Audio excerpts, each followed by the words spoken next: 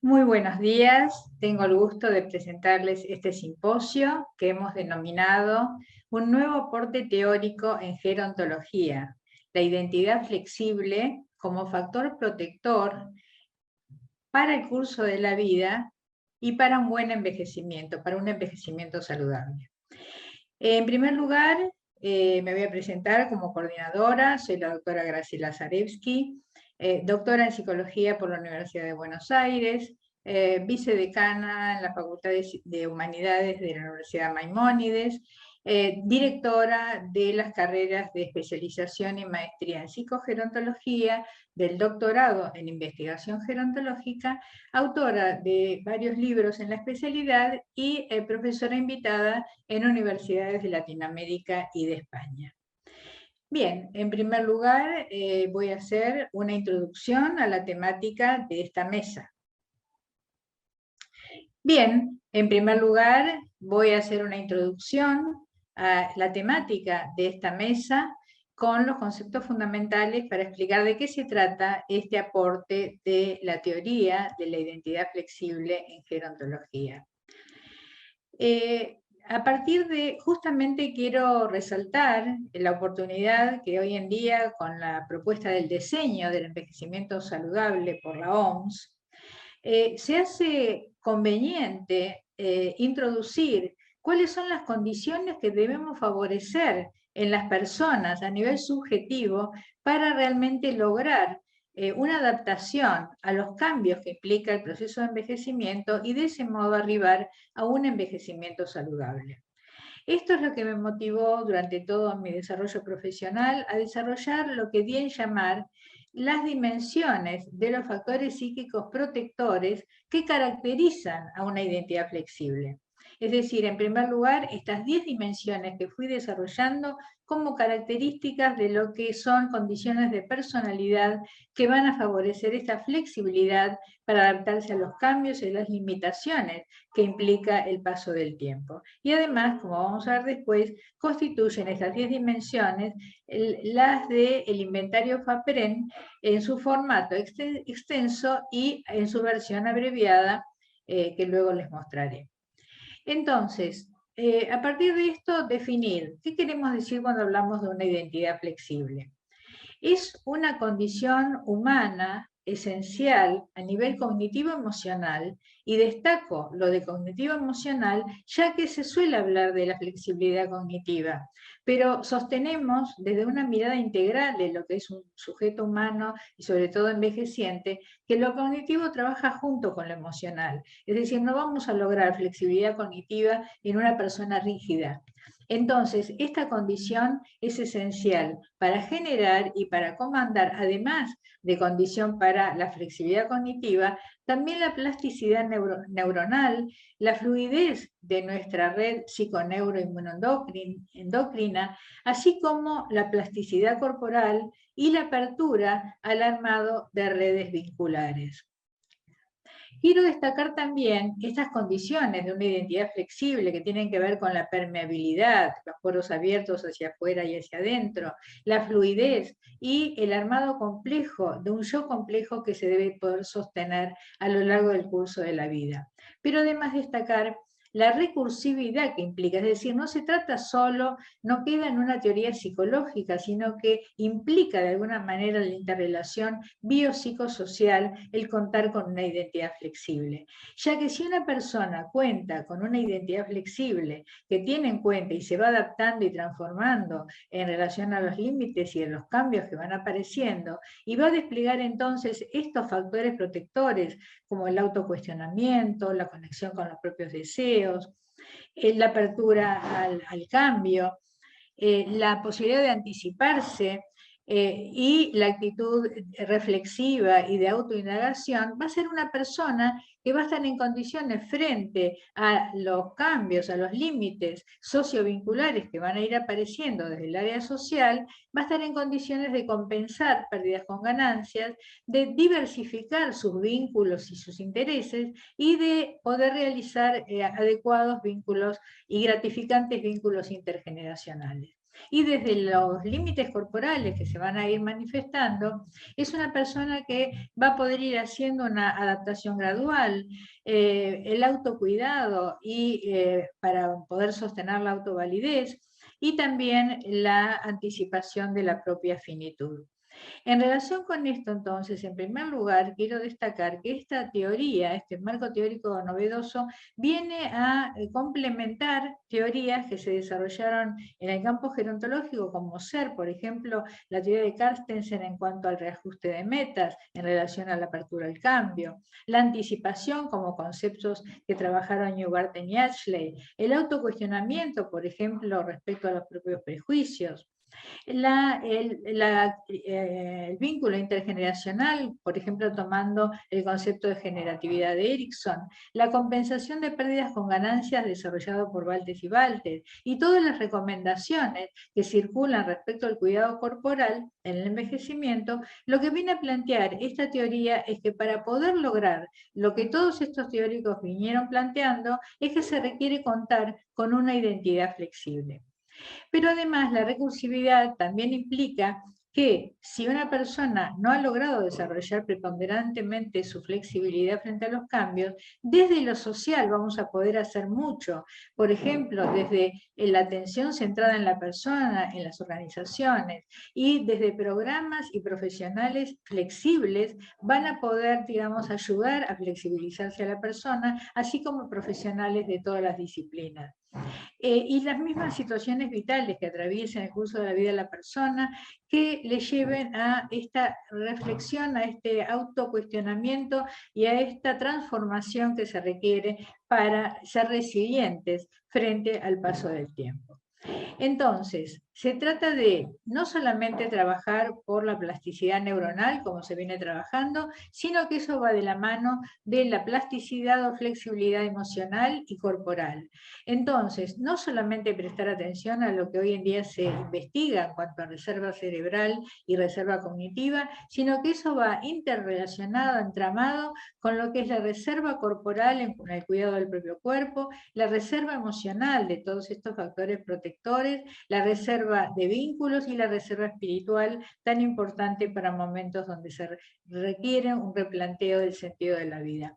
Todo esto atravesado por una identidad flexible, es decir, siendo flexibles en todos estos órdenes de nuestra vida, es lo que llamo el armado, desde joven en lo posible, de una reserva humana para nuestro envejecimiento. Y para que esto no quede en lo teórico, además, hemos desarrollado herramientas para la detección temprana, la intervención y la investigación, como ser en el área cualitativa el cuestionario Mi Envejecer, publicado en sus dos versiones, hasta y después de los 65 años, y como para la investigación cuantitativa el inventario FAPREN, que ya mencioné, que fue publicado en el 2017 y luego en su versión abreviada, que fue publicada en el 2021 en la revista de la Sociedad Argentina de Gerontología y Geriatría, y que proponemos que es una herramienta que debe ser incorporada a la valoración gerontológica integral para realmente evaluar la presencia de estos factores protectores o por el contrario de riesgo y poder trabajarlos a tiempo. Esto dio lugar entonces a la creación de este libro, la producción de este libro de la identidad flexible, que ustedes lo pueden bajar en forma libre, total, en nuestro grupo de Facebook, Seres Flexibles, y entonces ustedes, digamos, pueden aportar, digamos, activamente hacia la construcción de este desarrollo teórico. El primer capítulo de este libro contiene todo este desarrollo teórico. Y los siguientes capítulos están conformados por el aporte de un equipo interdisciplinario que desde cada uno, desde sus herramientas, aporta cómo se puede ir favoreciendo una identidad flexible, cómo ser desde el arte, Carmen de Grado, desde el aprendizaje, Graciela La Huerta, desde la atención centrada en la persona, Laura Salatino, desde el trabajo corporal, Mónica Groisman, en cuanto al juego y el tiempo libre, Sergio Fain, en la espiritualidad, Roxana Danese, respecto a la neuroplasticidad, Alicia Cabanchik, el coaching gerontológico a cargo de Juan Antonio Salmerón de Murcia, de España, la multiestimulación desde la terapia ocupacional con Magalí Riciga, y en relación al deterioro cognitivo, Araceli Marconi. Como ven, digamos, se fue conformando un abordaje interdisciplinario que demuestra cómo en las prácticas gerontológicas podemos ir favoreciéndola. Este simposio es una síntesis, de alguna manera, una introducción a cargo de profesionales de larga trayectoria y algunos que se están iniciando en este campo. Por lo tanto, entonces, voy a presentar a los expositores. Voy a presentar ahora al primer disertante de esta mesa, que es el doctor Juan Hitchik, que es médico, profesor de biogerontología en la Universidad Maimónides de Buenos Aires, miembro y profesor de la Asociación Argentina de Medicina Integrativa, fundador del programa Longevus, Biociencia para el Bienestar y la Longevidad. El doctor Juan Hitchik se va a referir a personalidad flexible, factor biológico clave para un nuevo paradigma en el envejecimiento. Subrayo la consideración que nos va a presentar a la identidad flexible como un factor biológico. Doctor Hitchik, por favor. Bueno, les voy a mostrar cuál es mi material que utilizo últimamente en las presentaciones, en días de tanta tecnología. Miren, tengo sobre el escritorio de mi consulta siempre estas dos figuras. Uno, el cocodrilo, que representa el payo cerebro, es el agresivo, es la agresividad, es la supervivencia, es la emoción muy exaltada, muy rápida, y es la que genera este estado de estrés. Es lo que tenemos, es nuestro payo cerebro, es el cerebro que en nuestra evolución todavía incluye este cocodrilo de la supervivencia. Y esta figura de la tortuga, que representa la longevidad, y el ave fénix, que representa la flexibilidad, la variabilidad, la transformación, la adaptación, y está mirando hacia el universo, está mirando hacia las estrellas. Nuestro palio, antiguo cerebro, nuestro nuevo cerebro, el neocórtex. Este es el de la supervivencia, pero este es de las supervivencias, y quien regula al cocodrilo, está aquí, el biberón del cocodrilo, es este biberón, representa la serotonina, que es la que tiene que calmar nuestro cocodrilo. Entonces, de acá a acá, este tiene 500 millones de años. Nuestro palio cerebro está del neocórtex a 5 centímetros. La clave está en esta flexibilidad de hacer 500 millones de años, que representan 5 centímetros en nuestro cerebro, en 5 segundos. Eso es el mensaje que les doy. Poder tomar conciencia y visibilizar que tenemos que estar preparados con nuestro neocórtex para dominar al paleocórtex, el de la agresividad. Este es de la supervivencia, pero este, señores, es el de las supervivencias. 500 millones de años en 5 centímetros, en 5 segundos. Pasar a hacer la mudanza del paleocórtex al neocórtex. Con eso logramos reducir la biología del estrés y vivir más tiempo mejor. Los saludo y estoy muy complacido de compartir este espacio con ustedes. Tengo solo unos minutos para que reflexionemos juntos muchos años de observación sobre la salud, la enfermedad, la vida y el envejecimiento de mis pacientes, y ahora también su destino y supervivencia o mortalidad en días de pandemia. Vamos entonces de adelante para atrás. La pandemia nos mostró que las víctimas del coronavirus podíamos separarlas en dos grupos, mayores de 70 o menores de 70. Se difundió la idea de que el virus era letal para los mayores de 70 y benigno para los menores de 70. Pero si afinamos un poco la puntería, podemos comprobar, sin embargo, que la mortalidad de ambos grupos tenían una característica en común independientemente de su edad. Y eran 5 comorbilidades: sobrepeso, diabetes, hipertensión, enfermedad cardiocerebrovascular y algunas enfermedades degenerativas. Y que la química del estrés, el aumento del cortisol y de la adrenalina, y la disminución de la serotonina y de la dopamina, era el factor que estaba al colofón detrás de todas, como productor de todas estas comorbilidades.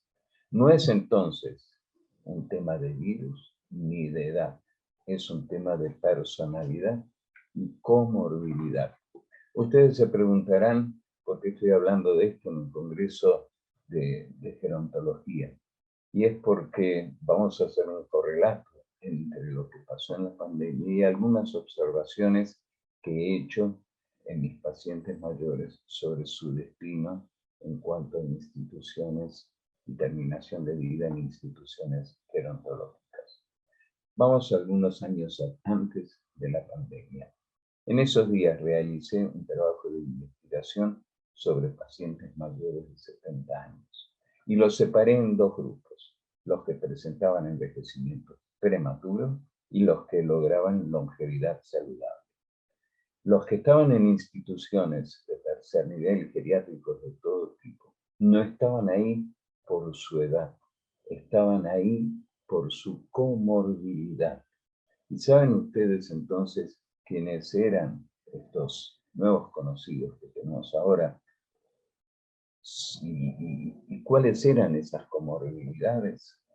Eran el sobrepeso, la diabetes, la hipertensión, la enfermedad cardiocerebrovascular y algunas degenerativas. Por otro lado, los longevos saludables lo eran porque no presentaban estas comorbilidades. Estudiando las biografías y biologías de ambos grupos, otra vez, el manejo del estrés en el curso de la vida fue lo que determinó su destino. Entendiendo bajo estrés emocional el pensamiento, el sentimiento, y bajo estrés ambiental el manejo del alimento, movimiento, su relacionamiento y algunos aspectos del estrés laboral. Comenzó en actitudes y conductas y terminaba en enfermedad, discapacidad y dependencia, o salud, funcionalismo e independencia. La clave está entonces en qué conductas reducen el cortisol y la adrenalina, y las que aumentan la serotonina, la serenidad, la dopamina, la oxitocina, de la empatía y de la sociabilidad. Entonces, ¿cuáles son estas conductas reductoras del estrés? Ante todo, la flexibilidad, y es por eso que estoy en esta mesa, porque es ante la variabilidad de la vida, en días en que la variabilidad es tan importante, la flexibilidad de la personalidad para reducir el impacto biológico del estrés es la principal herramienta para protegerse de las 4 comorbilidades que acompañan al estrés. La aceptación frente a la realidad y la resiliencia frente a la adversidad. Señoras y señores, sobre todo los más jóvenes que nos están escuchando, tenemos que generar un nuevo viejo, porque al viejo ya sabemos cómo le fue.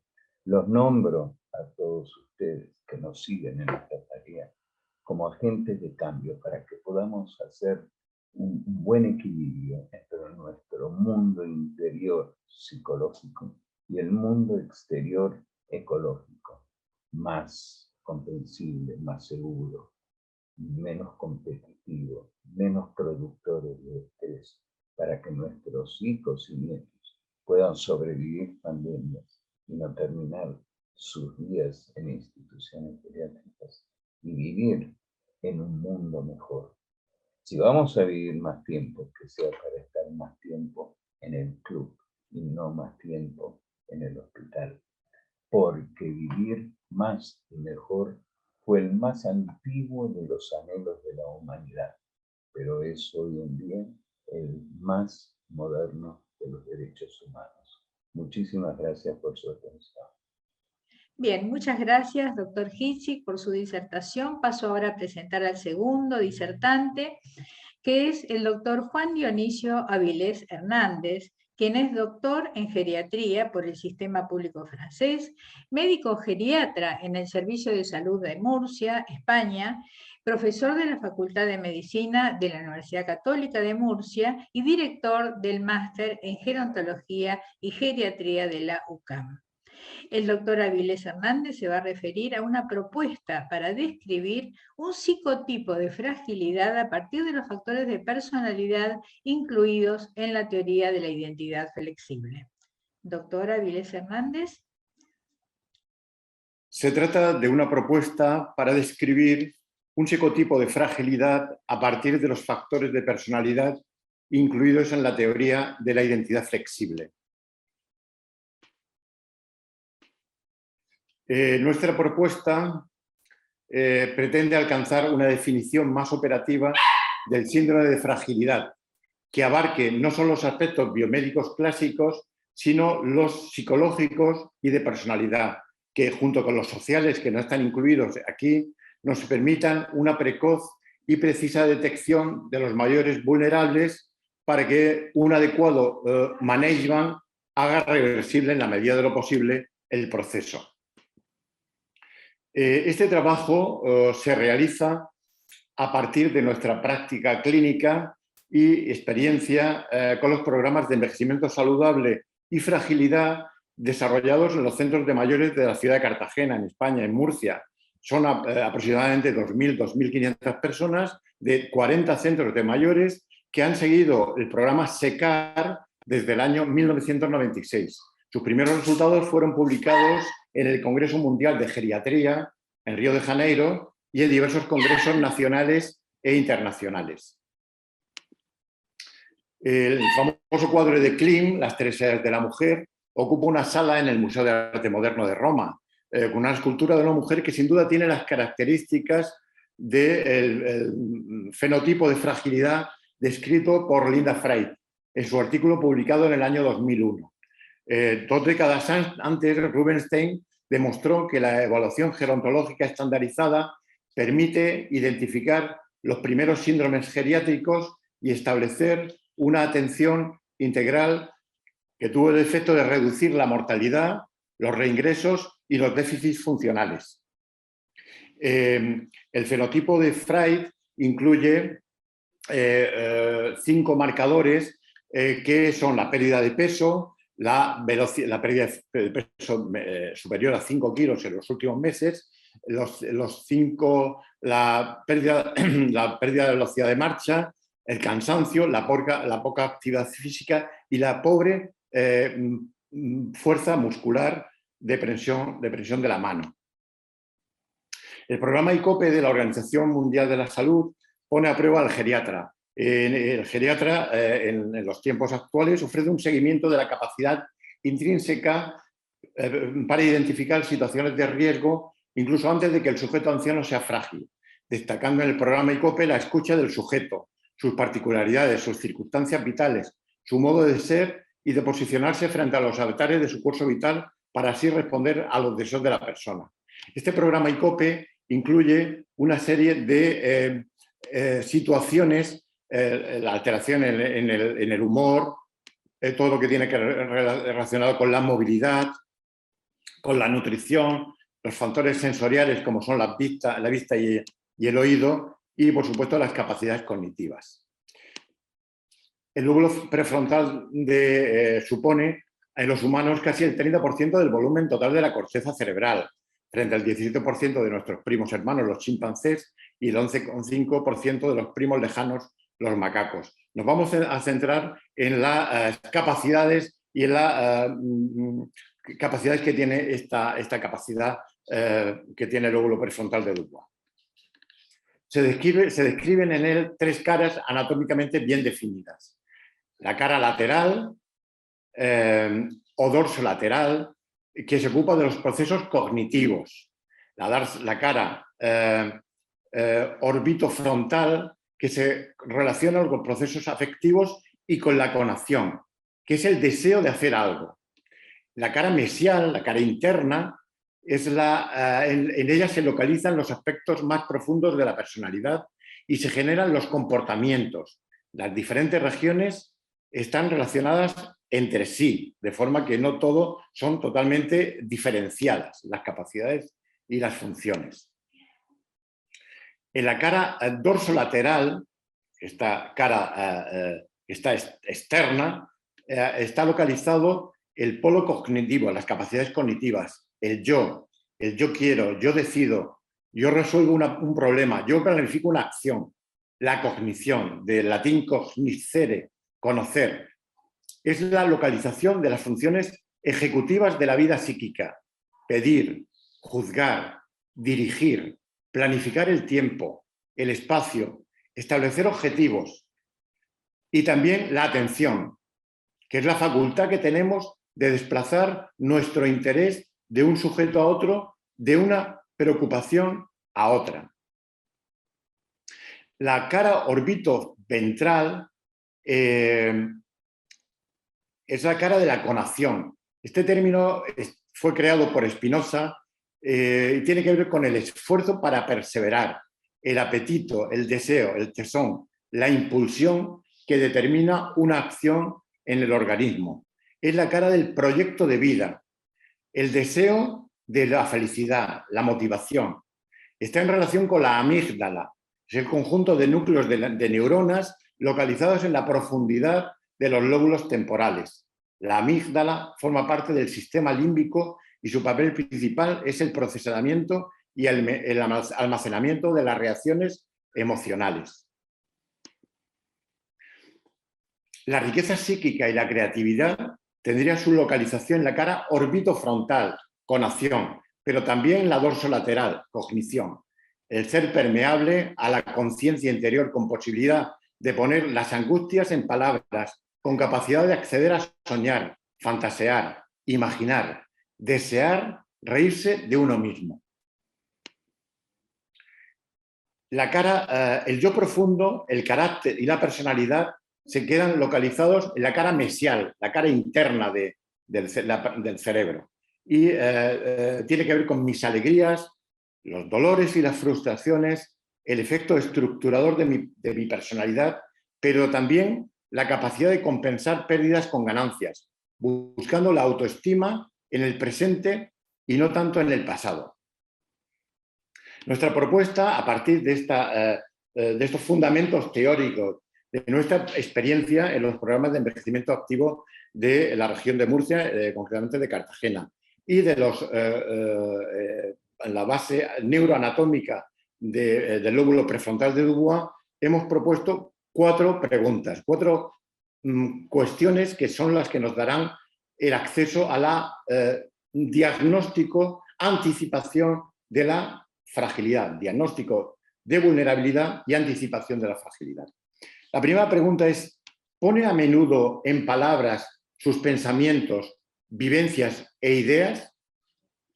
Con este planteamiento ponemos en juego la dimensión de la riqueza psíquica y la creatividad, así como la permeabilidad y expresividad emocional. Poner en palabras las angustias desdramatiza y les elimina del peso de la gravedad de sentirse con un problema único e irresoluble. Permite darse el permiso de dar forma a la normalidad de nuestros procesos cognitivos. Hacerlo de forma dialéctica en compañía de otras personas que pueden ser o no cercanas a nosotros mismos, relacionarnos desde la emoción expresada, según lo que sentimos, con una identidad permeable y en continua interacción con otras mentes, en una especie de vínculo invisible a través de las neuronas en espejo. La segunda cuestión es la siguiente. ¿Es usted capaz de planificar la próxima semana? También busca explorar las capacidades cognitivas, junto con la anterior pregunta. Las funciones ejecutivas quedan perfectamente evaluadas con esta pregunta, que evalúa aspectos como el yo quiero, el yo decido, yo resuelvo un problema, yo planifico una acción. La tercera pregunta es la que explora la conación. Es una pregunta de gran importancia. ¿Tiene usted proyectos y deseos y está motivado para realizarlos? Con esta pregunta evaluamos la diversificación de vínculos e intereses y la motivación y el deseo que estos nos deparan. La conación es probablemente la puerta de entrada a la vulnerabilidad y a la fragilidad, como hemos dicho antes. Por último, la cuarta pregunta es: ¿está usted de acuerdo con esta afirmación? Yo soy así y difícilmente podré cambiar. Con esta pregunta evaluamos la flexibilidad y disposición al cambio, así como el autocuestionamiento. La flexibilidad constituye el principal atributo de un narcisismo normal. El grado de flexibilidad o de rigidez llevará a la aceptación o no de los cambios y las transformaciones que implica el envejecimiento para la propia identidad y se pondrán en juego respecto a puntos de vista, hábitos y rutinas. Implica asimismo la apertura a lo nuevo, a aprender, a la búsqueda de nuevas actividades, a generar nuevos proyectos. Estas 4 preguntas que hemos descrito describirían el psicotipo de fragilidad de nuestra propuesta en este simposio que compone incluido en el Congreso Internacional de Geriatría de Buenos Aires. Muchas gracias. Bien, finalmente, gracias, doctor Avilés Hernández, por su disertación. Voy a presentar al tercer disertante, que es el licenciado en musicoterapia Jonathan Greenberg. Es especialista en psicogerontología, psicólogo social, musicoterapeuta en la unidad SARIP del Hospital Pirovano de la Ciudad de Buenos Aires y autor de Etiquetas nocivas, estigmas permanentes, la transformación al poder, creador de dispositivos de salud mental grupal. El licenciado Greenberg se va a referir a una experiencia clínica de musicoterapia en la sala intensiva de rehabilitación del Hospital Pirovano, la identidad flexible como posición ética. Licenciado Greenberg, por favor. Buenos días a todas y todos. Esta ponencia se llama Experiencia Clínica Musicoterapéutica en la Sala de Rehabilitación Intensiva del Hospital Pirovano. La identidad flexible como un posicionamiento ético. La Sala de Rehabilitación Intensiva para pacientes post-COVID del Hospital Pirovano, la Sala SARIP, nació el 7 de septiembre de 2020 con el objetivo central de mitigar el colapso sanitario de la ciudad de Buenos Aires. ¿Cómo? Disminuyendo el tiempo de internación hospitalaria y brindando una atención de la salud integral, reduciendo a su vez los costos económicos de la salud pública. Somos una sala que recibe derivados de otros pacientes de otros servicios, como terapia intensiva, unidad coronaria y clínica médica, y a su vez somos un centro de derivación de otros hospitales de la Ciudad Autónoma de Buenos Aires. Con el tiempo, la sala se transformó en una sala de rehabilitación para diversos procesos patológicos. Al día de hoy, hemos atendido a más de 180 pacientes con secuelas motrices, funcionales, cognitivas, psíquicas, emocionales, afectivas y o socioculturales. El equipo transdisciplinario está formado por musicoterapia, psicología, trabajo social, fonoaudiología, kinesiología, nutrición, medicina clínica, otorrinolaringología, neurología, enfermería, trabajadores de la limpieza. Hemos expuesto nuestra labor en diversas jornadas, congresos y espacios de divulgación científica. La idea de conformar un grupo dentro del equipo busca redistribuir tareas más allá de la especificidad de cada disciplina y para redistribuir nuestras ansiedades y nuestras potencialidades, evitando así concentrar obligaciones y poder, y horizontalizar, aliviando así la tensión y mejorando la producción del equipo. Problematizamos los obstáculos, promovemos un espacio para debatir interpretaciones, intervenciones, estrategias y objetivos. Todo esto genera un lugar de pertenencia, un espacio de pertinencia, mejoramiento en la comunicación, reflexión, puesta en común, elaboración y resignificación para así transformar la realidad, empoderándonos individual, grupal e institucionalmente. Como musicoterapeuta, trabajo en relación al impacto psíquico, emocional, afectivo, neurocognitivo y social subyacente a los diversos procesos patológicos. Las herramientas de la disciplina son la voz, la corporalidad, la música, los instrumentos musicales, los sonidos en general, los dispositivos audiovisuales y la tecnología. Todo esto se pone en juego en el encuadre, que tiene las características de ser un espacio artesanal flexible, que puede ser transformado por iniciativa y deseo de los pacientes. ¿Qué es lo que se pone en juego? El pasado, el presente y el futuro. ¿Cuáles y cómo fueron y son sus figuras representativas? ¿En qué objetos, personas y situaciones ha habido y hay depositaciones positivas, negativas y ambivalentes? Y lo que también se pone en juego son los proyectos motorizados por el deseo. ¿Cómo es que se ponen en juego?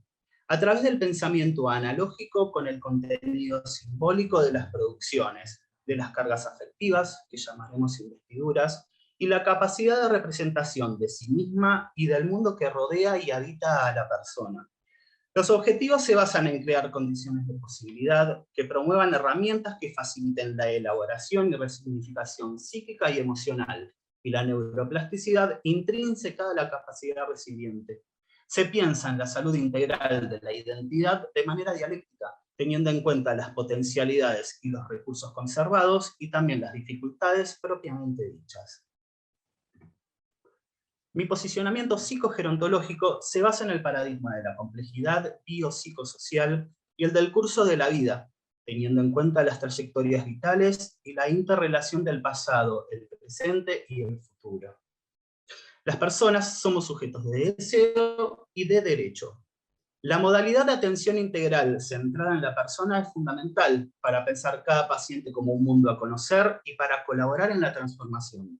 La identidad flexible debe ser un objetivo a promover en el paciente, pero a su vez en el profesional tratante. Dimensiones tales como la disposición al cambio, el autocuestionamiento, la creatividad, la riqueza psíquica, la elaboración de ansiedades, la compensación de pérdidas y ganancias, etc. Al analizar los factores psíquicos protectores y de riesgo, se busca encontrar puntos neurálgicos de inflexión y reflexión que permitan trabajar la apropiación de logros para, a su vez, hacerse cargo de lo real y lo simbólico que se perdió.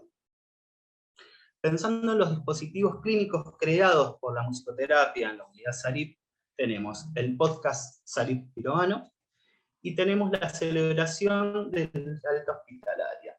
Yendo al primero, al podcast SARIP Piroano, este es un espacio digital creado para albergar los relatos en primera persona de aquellas personas que han transcurrido por una internación hospitalaria en la unidad SARIP. Tiene como principales objetivos promover la elaboración, reinvestidura y reapropiación de la identidad y la concientización comunitaria en relación a la salud integral. Los diversos discursos describen el impacto subjetivo de cada proceso, el cuidado o no, anterior a la internación, el registro actual, la internación propiamente dicha, el volver a la rutina y cómo se vuelve a esa rutina. La lucha entre la autonomía y la dependencia, los miedos y frustraciones, la amenaza de muerte, las pérdidas reales y simbólicas, las ansiedades que convergen, la asimilación de secuelas, los sentimientos que florecen al enfrentarse contra un cuerpo aislado, enfermo, fatigado y afectado, la incidencia e importancia de los entramados vinculares, el deseo, los proyectos, etc. ¿Cómo se realiza? En formato de entrevista radial, a través de las voces, canciones y efectos de sonido significativos para cada paciente. Toda la producción integral es símbolo de la subjetividad de quien nos cuenta su historia de vida. La voz es el principal medio de expresión y comunicación. Trabaja con lo emocional y funciona como soporte identitario y como proyección de la propia identidad. Con respecto a la celebración del alta hospitalaria, consta de dos momentos. En uno se prioriza la voz y la palabra, en la otra la corporalidad. La primera se realiza en la intimidad, con la devolución del equipo profesional al paciente y a los familiares o vínculos cercanos elegidos que acompañen ese alta. Se entrega un resumen de alta, que está escrito, firmado y sellado por cada disciplina del equipo tratante. Es un espacio diseñado para responder cualquier inquietud o recomendación o emergente que surja. La segunda parte es adentro de la sala propiamente dicha. El alta es desde el cuerpo. Es la última instancia donde la musicoterapia interviene. La expresión desde la corporalidad expresa todo aquello que no dice la voz y muchas veces la complementa. El paciente externado elige las canciones significativas que desea escuchar y se reproducen en un parlante. Es momento de saludos entre otros pacientes, bailes, aplausos, instrumentos, fotos, videos, lágrimas, sonrisas, abrazos y todo aquello que decida el protagonista principal. Se pone en juego múltiples dimensiones afectivas en simultáneo. El reconocimiento del protagonista como agente de transformación y referente de salud. El reencuentro con sus familiares y vínculos cercanos, lo identificatorio, anímico y motivacional que otros pacientes aún internados están viviendo. Yo quiero tal canción, o realizar tal discurso. Surge la demanda. Comienza a desanudarse el ovillo y se empieza a intervenir a partir de esa demanda de los pacientes aún internados. La presencia y movilización emocional de los profesionales de otras salas donde ha estado internado el paciente. Ahí es donde se pone en juego el reconocimiento, el deseo, el placer, la complicidad y el compañerismo intrainstitucional. Y por último, la identidad de la unidad SARI, la ternura como afecto motor y la sensibilidad y empatía de todos estos actores políticos como posicionamiento ético fundamental. Son las palabras haciendo cosas y el cuerpo diciendo todo. Para finalizar, para que exista un proceso terapéutico exitoso, es necesario que la identidad flexible fluya entre todos los protagonistas, el paciente, su entramado vincular, los profesionales, el equipo transdisciplinario, el hospital y por último la comunidad, porque la salud es una construcción colectiva. Muchas gracias. Bien, muchas gracias, licenciado Grimberg. Doy lugar entonces ahora a la apertura al momento de intercambio de todas las preguntas que quieran hacer a los participantes, a los presentadores. Con mucho gusto las responderemos.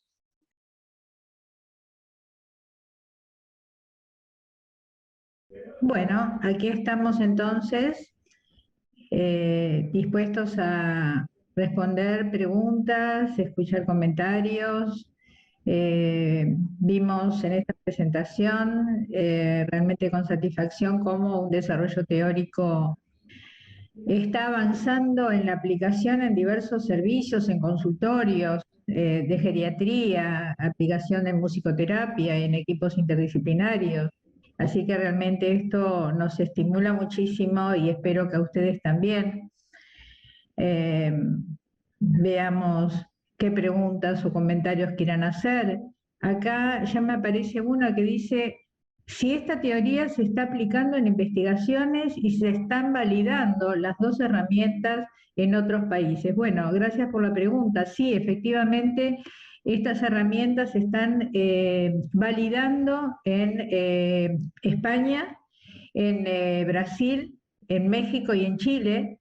Y están en la validación, se están aplicando en investigaciones que se están realizando tanto en tesis de doctorado como en tesis de maestría, también en nuestro país, en nuestras carreras, se están aplicando. Así que realmente sí, esto ofrece una perspectiva de realmente que este marco teórico vaya avanzando en aplicaciones en la clínica y en investigaciones, ¿no es cierto? A ver, sí. ¿Cómo influye la música en la persona con Alzheimer y si son capaces de reconocerla? Jonathan. Sí, bueno, es una pregunta bastante relativa en el sentido de también depende de qué tipo de Alzheimer, el grado de avanzado que esté. Es muy singular, he trabajado en una institución, se llama ALMA, Asociación de Lucha contra el Mal de Alzheimer, en el cual recibíamos pacientes que recién comenzaban con un diagnóstico de deterioro cognitivo y personas que tenían un Alzheimer muy avanzado. era bastante singular de cada persona. Sí suele haber, si tendría que hablarlo como estadísticamente, hay una conexión digamos, con la historicidad, por dónde va cada uno. Recuerdo un caso muy corto clínico de una persona que tenía 90 años y no podía, prácticamente había perdido el lenguaje, pero podía cantar en portugués, ella era argentina, podía cantar en portugués la canción que le cantaba a su madre cuando tenía 3 o 4 años. Y cuando empezaba a cantar eso, conectaba con algunas cosas de sus vínculos, sus primeros vínculos, como los recuerdos más arcaicos. Entonces sí, muchas veces conecta con parte de la historicidad, con el paradigma del curso de la vida, empieza como nuevamente como a reconectar y se me viene a la mente como los tejidos neuronales y los tejidos vinculares y cómo se articula y cómo la neuroplasticidad está intrínsecamente relacionado con la capacidad resiliente y con los recursos conservados, que no hay ninguna enfermedad ni ningún deterioro pueda llegar a cercenar en ese sentido. Así que es muy útil, es una herramienta muy útil, sea los sonidos, sea la música, sea algún instrumento musical. Nosotros trabajamos con lo que es las investiduras, con las cargas afectivas, con el campo representacional de la persona, por eso digo que es tan singular lo que para mí puede resonar con una canción de cuna, con una canción que a mí me guste de rock, de música clásica, para Graciela puede ser otra, para el doctor Juan puede ser otra. Así que sí es una herramienta muy importante, muy facilitadora para empezar a crear intimidad, confianza y empezar a conectar con esas cosas que el paciente no puede perder, que son generalmente como los recuerdos los más arcaicos, ¿no? Eso que primero se aprende, lo vincular, lo afectivo, lo emocional, es lo último que se pierde. Así que es una herramienta muy, muy útil para el campo clínico. Gracias, Jonathan. Acá aparece otra pregunta interesante que dice, ¿es la identidad flexible una construcción novedosa o es simplemente un marcador de resiliencia y adaptación a las circunstancias vitales? Quizás en esto me puedan ayudar mis compañeros de mesa, pero lo que primero quiero decir es que efectivamente lo consideramos un marcador, la identidad flexible, un marcador de resiliencia y adaptación a las circunstancias vitales, pero para poder plantearlo como tal marcador, tuvimos que hacer un desarrollo teórico, digamos, novedoso, porque incluye, digamos, todo esto que planteamos como detección de factores protectores o factores de riesgo que provienen de la personalidad, de la forma de vivir de la persona en todos los aspectos mencionados, y para poder hacer este desarrollo, bueno, está basado en un planteo teórico, en una investigación teórica que, como mencioné, toma en cuenta desarrollos teóricos previos, agregando, digamos, aspectos que no estaban planteados. Por lo tanto, sí, es un marcador de resiliencia, adaptación a las circunstancias vitales, pero sobre bases teóricas que no estaban desarrolladas. Como variante de musicoterapia, proponen otras variantes estéticas a las que se identifican los pacientes. O sea, otras variantes estéticas. A ver si, además de la musicoterapia, entiendo, ¿qué otras variantes estéticas con las cuales se pueden identificar los pacientes y que puedan promover una identidad flexible? Sí, pensaba en relación a ya sea la música, sea el arte, sea cualquier cosa que conecte con la historicidad de la persona, es donde realmente como que se prende esta lamparita. Por eso hablo tanto de la conexión con el propio curso de vida, con el propio recorrido, con su propia trayectoria vital. Es ahí cuando hablamos de estimulación cognitiva y demás, es en base a la historia de la persona, no en base a un deseo o necesidad de la otra persona, ¿no? De un médico, de un musicoterapeuta, de quien sea. Es importantísimo eso, conectar, hablar con, en el caso de una persona que tenga un deterioro cognitivo avanzado y le cueste historizar, es importantísimo trabajar con la familia, con sus vínculos cercanos, a partir de ahí conocer cosas, trabajar con fotos, con arte, con música, todo lo que sirva para como disparador, como facilitador. Insisto, hay recursos conservados y los primeros que se adquieren, que son los últimos que se pierden. Entonces es muy importante y esa habilidad tiene que ser importantísima, por eso hablaba de la flexibilidad del terapeuta. O sea, si no puede llegar a reconectar en ese sentido, me parece que es déficit del terapeuta, de encontrar creativamente y flexiblemente la manera de, en Argentina decimos de entrar, una manera de poder entender qué pasa en ese campo representacional, en esa persona, para ver a partir de ahí cómo uno puede ayudarla. Sí, esto que dice Jonathan, además, es importante porque Lo que siempre proponemos es que toda actividad que se realiza, ya sea a través de la música, de la plástica, del teatro, no intervenir como técnicas, digamos, que queden en lo técnico, sino, como él dice, tomar en cuenta la historia, el curso de la vida de la persona. Y ahí está, digamos, nuestra escucha, donde también captar estos factores, detectar estos factores protectores o de riesgo que nos permitan intervenir con más herramientas en lo subjetivo, ¿no es cierto? No sé, Juan Hitzik, si querías quería decir que aportar. nuestro cerebro, el cerebro humano, es el único capaz que puede imaginar lo que nunca escuchó, ver lo que nunca vio, generar una historia que nunca vivió. Y eso es lo que nos diferencia con todo el resto de las especies. Capitalizar esa sublime habilidad que tenemos es lo que más puede reconectar y reactivar la reserva cerebral y la cognición, la sorpresa, la magia de la sorpresa, que eso despierta en cualquier actividad artística, es un estímulo impresionante de lo que sería el neuronal growth factor para estimular la plasticidad cerebral.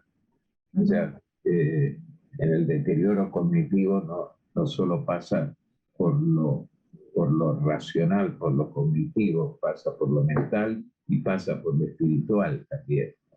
Y cualquier herramienta artística nos pasea por todos esos planos en los cuales nos movemos.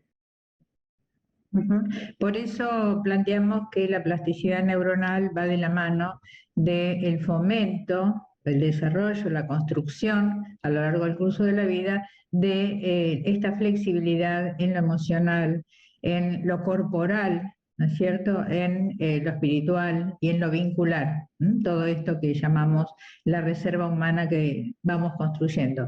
Acá hay una pregunta para el doctor Juan Avilés. Dice, teniendo en cuenta que el fenotipo de Fried ya incluye una pregunta que considera el estado de ánimo utilizando una escala de depresión y que se formula así, en la última semana, ¿cuántos días ha sentido que todo lo que hacía era un esfuerzo y cuántas veces no ha tenido ganas de hacer nada? La pregunta es, ¿qué aporta su propuesta, doctor?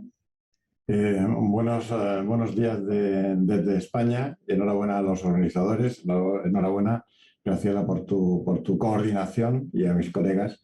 A ver, el fenotipo de Fried durante años o no lo habíamos sabido interpretar bien o leer bien incluso, pero creíamos que era todo físico, todo movimiento y todo nutricional. Y nos dimos cuenta no hace mucho que había una pregunta que es que usted se siente cansado, fatigado, ese cansancio, fatiga, esa pregunta traducida así del inglés al castellano, nos creemos que era un cansancio en una visión médica, que era un cansancio físico, era un cansancio, era una disnea. No es exactamente así. Esa pregunta de Fried está hecha con un cuestionario de depresión e incluye esa sensación de cansancio.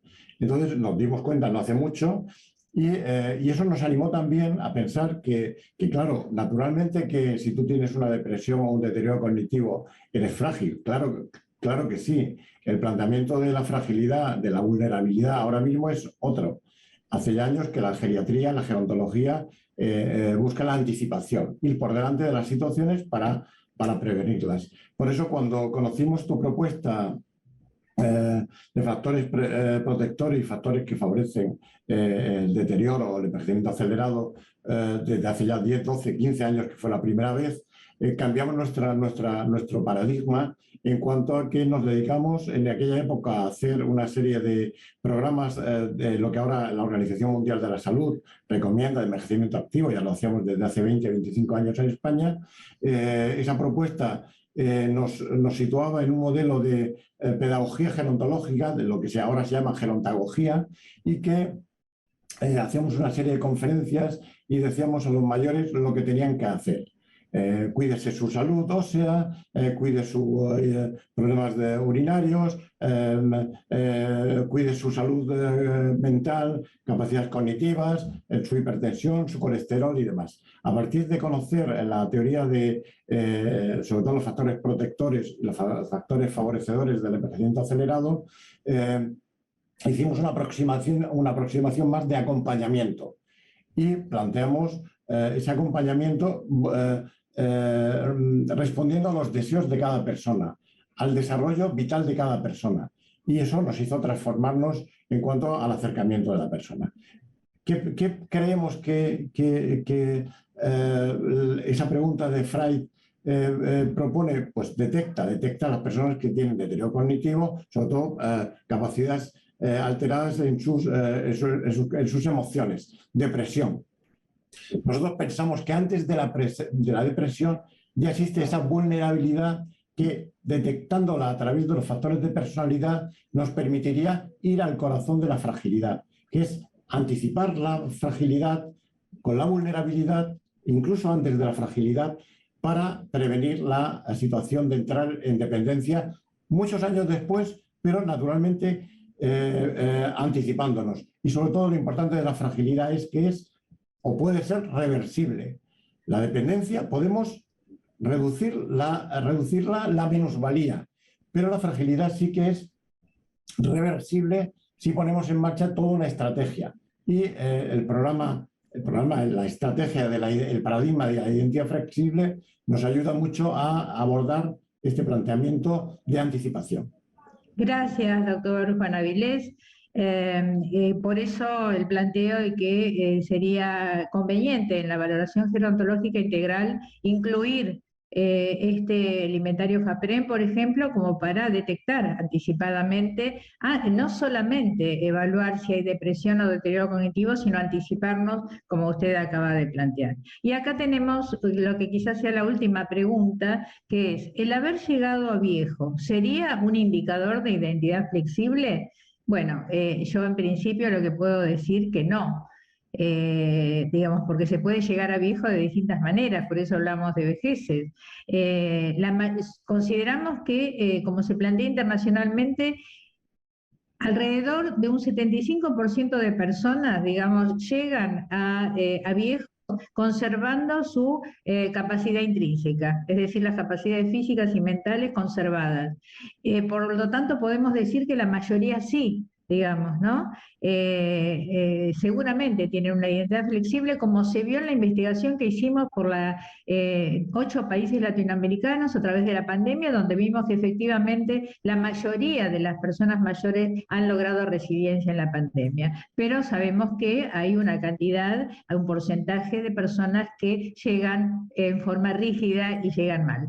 Creo que ya se nos termina el tiempo, agradeciendo muchísimo a todo el panel y a todos los que y todas que nos están escuchando y participando activamente con sus preguntas. Hasta pronto, y en Seres Flexibles en Facebook nos podrán seguir contactando. Adiós.